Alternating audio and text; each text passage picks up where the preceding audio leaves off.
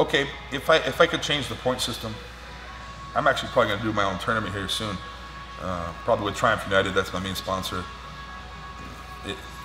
What I would do, I would kind of, no advantages at all actually. Advantages are too subjective, meaning the referee thought it was something, but it really wasn't. You know, it's just, what's the analogy? You know, should I get 1/4 of a point in basketball if I hit the rim? No, I don't. It's not. That's not the rules, right? It didn't go in. It didn't go in. If it hits the rim, that was close. Good job, but it didn't go in. So if I go for some crazy submission and it doesn't work, I don't think the guy should be penalized. If I go for an arm lock from the mount and you escape it and you get on top, you should not get points for the sweep. If I go for a foot lock from your guard and you get on top, unless you get mounted, you should not get a sweep for that either. I think submission should be encouraged. I see guys go foot lock, the guy escapes it, gets on top in the guard, did not get mounted, that's different, okay? And the guy gets 2 points for a sweep, that's bullshit. But whatever, okay? Advantages, I just don't like them. I just don't like them at all. But what I would do, I would emulate, I would try to copy a little bit. The Gracie Invitational Tournament I did in 1996. I actually faced Hilo Gracie, and I faced another Brazilian guy. I think I had 2-3 matches that day. Good tournament. There was no time limit. First person to get 15 points wins or submission. That means guys are like 15 points, they go for submissions, man. A lot of matches end in 2 minutes, 1 minute, 3 minutes. There were a few matches that lasted 45 minutes. It's true, there were a few of them. Finally, someone gets 15 points, okay? But you can't stall. You cannot stall in that format. But what I would do to make it a little more time efficient, I'd probably make it like 8. First person to get 8 points. But you can't win to 8-7, you have to win by 3 points. If it's 8-7, you still have to, you know, that way you don't have so much controversy. You know, you have to hold a position for 3 seconds to have it. I'd make body triangles. The back, it should be the same. I'd make the mount, let's see.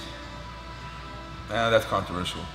If one foot's off the ground and the guy's thigh, that's not counted as. I had that at Buchesha right now. It was a good match we had actually. I was essentially mounted, but one of my feet was in his thigh. Functionally, it's a mount, but it's not a mount point-wise. But that's controversial. Maybe I wouldn't change that. I'd make leg locks illegal. For anyone over purple belt, helix I'd make legal, because a toe hold is also twist the leg. A heel hook, twist the leg. Trust me, they can both do the same damage. I would do that. Yeah. Neck cranks I would not make legal, because although you should learn how to defend against them, that's like it can put you in a wheelchair. You can't walk. That's different. That's different. Just anything involving the spine, the slamming on top of your head, I would never allow. But I'd make sure that everyone has to show sportsmanship. I'd make sure everyone has to shake hands before and after. That'd be mandatory, or you get disqualified. That's an important thing to show respect for your opponent and your coaches and the judge or the referee. Points wise, I keep them the same. 4 points for the mount, 4 points for the back, 2 points for a sweep. If there was some kind of time limit and it was 0-0, I would definitely reward the guy being more aggressive, bottom or top. If it was even aggression, then I guess you'd have to give the guy on top. If it was 0-0, but no advantages, absolutely. I just see the guy who's actually trying to pass. He almost passed 3 times. That would make sense, you know. But as far as having an advantage, I just don't like him. I just don't like him.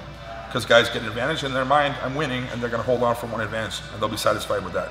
That's just not the reason I got Jiu-jitsu. So I keep the points the same. I'd eliminate advantages. I'd make reaping of the knee, by the way. Reaping of the knee is correct technique. Oh, yeah, it's like blasphemy. But I don't care. It's correct. It's harder to escape.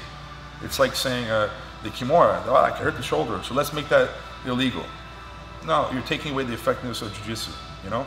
If we made a triangle, I could argue that a triangle is stressful on the neck. Probably, right? It's not good for your neck to be triangled, right? I mean, let's just make it so where the triangle cannot be behind the knee. Let's make it to where the triangle has to be crossed ankle to ankle. That way it's easier to escape and it doesn't hurt your neck, right? Right. But now you don't have a real triangle. That's the same thing with leg locks, right? Yeah, you could hurt your neck in a triangle. It's a submission.